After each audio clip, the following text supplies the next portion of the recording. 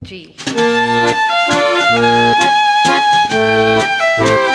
La la la la la la la. Santai saja Mbak, santai saja.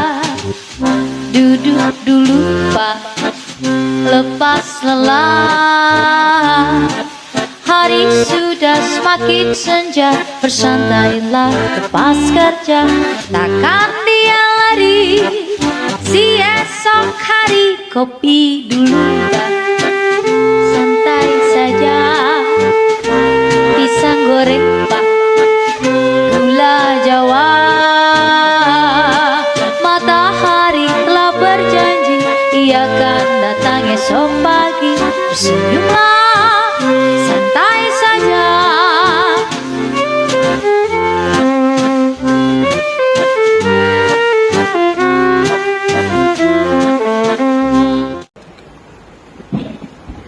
Assalamualaikum warahmatullahi wabarakatuh.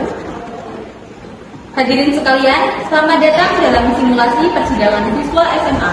Kasus yang akan kita saksikan hari ini adalah perundungan yang terjadi di lingkungan sekolah. Perundungan adalah tindakan yang tidak hanya melanggar aturan sekolah, tetapi juga hukum negara. Sidang ini akan memberi kita pelajaran penting bahwa sekecil apapun tindakan perundungan tetap ada akibat dan pertanggungjawaban yang harus dihadapi. Hadirin dipersilakan masuk ruang sidang.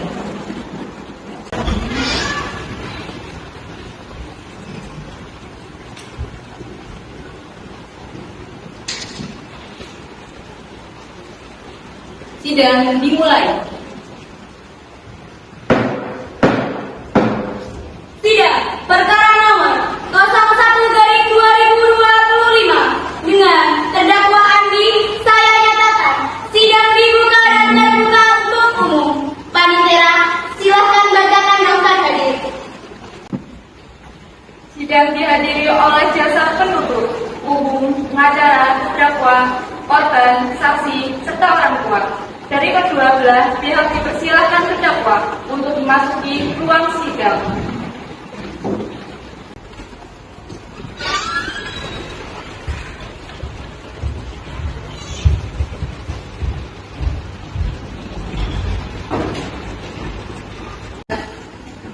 Baik, semua pihak sudah datang. Kepada jaksa, silakan bacakan surat dakwaan.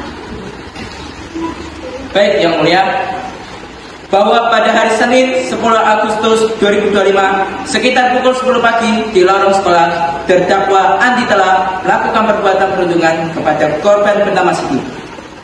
Perundungan yang dilakukan dengan cara yaitu 1. Mendorong korban hingga hampir jatuh, 2. Mengejek korban dengan kata-kata kasar, 3. Merampas botol minum milik korban.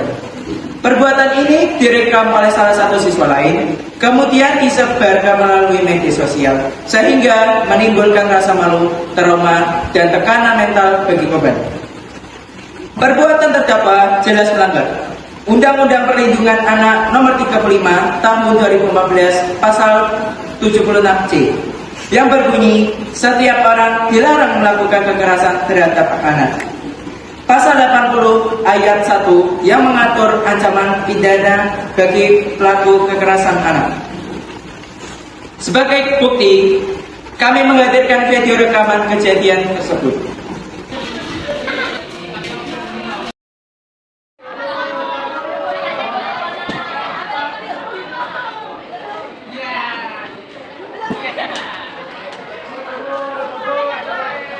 Dengan demikian, kami menuntut agar terdakwa dijatuhi hukuman berupa pembinaan khusus di sekolah, permintaan maaf terbuka kepada korban, serta kerja sosial untuk memberikan efek jerah dan pembelajaran. Baik, videonya sudah ditayangkan. Kepada terdakwa, apakah benar dakwaan yang dibacakan oleh jaksa? Yang Mulia, saya mengakui perbuatan saya. Saya mengejek dan mendorong Siti. Tapi saya tidak tahu kalau ada yang merekam dan menyebarkan video itu. Saya hanya ikut-ikut tanpa berpikir panjang. Saya sangat menyesal kepada orang tua Siti, dan seluruh pihak sekolah. Saya meminta maaf atas masalah ini. Kepada pengacara, silakan bacakan surat pembelaan. Yang mulia, kami tidak menutup mata atas kesalahan terdakwa. Namun ada beberapa hal yang harus dipertimbangkan. 1. Terdakwa masih berusia 16 tahun. Seorang pelajar SMA yang masih butuh bimbingan. 2. Terdakwa mengakui perbuatannya, menyesal dan meminta maaf. 3.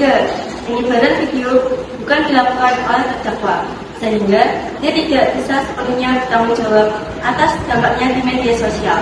4. Guru BK dan orang tua siap memberikan pengawasan lebih ketat. Dengan demikian, kami memohon agar hukuman tidak bersifat menghancurkan masa depan terdakwa, melainkan mendidik dan membina. Majelis akan mendengarkan keterangan saksi. Saksi pertama, silakan maju.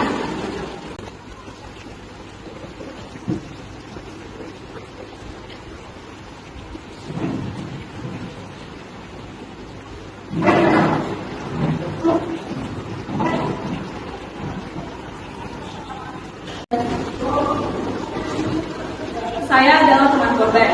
Saya ada di lokasi saat kejadian. Saya melihat Andi mendorong Siti lalu mengambil botol minumannya. Setelah itu, Siti menangis dan merasa ketakutan. Video yang tersebar memang sesuai dengan apa yang saya lihat.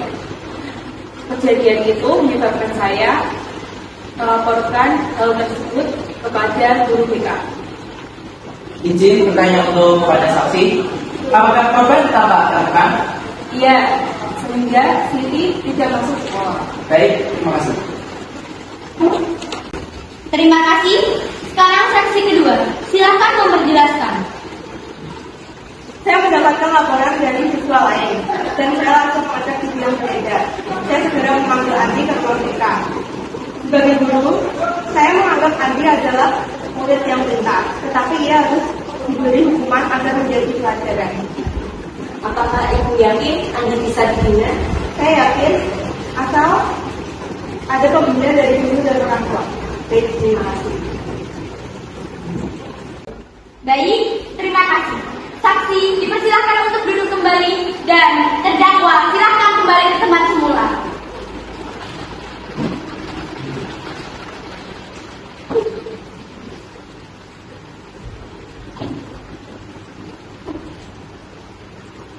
Baik, sekarang korban silakan berbicara.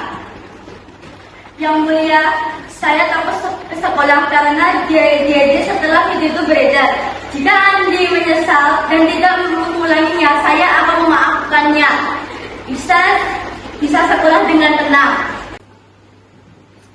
Saya sebagai orang tua sangat kecewa. Anak saya dipermalukan di media sosial.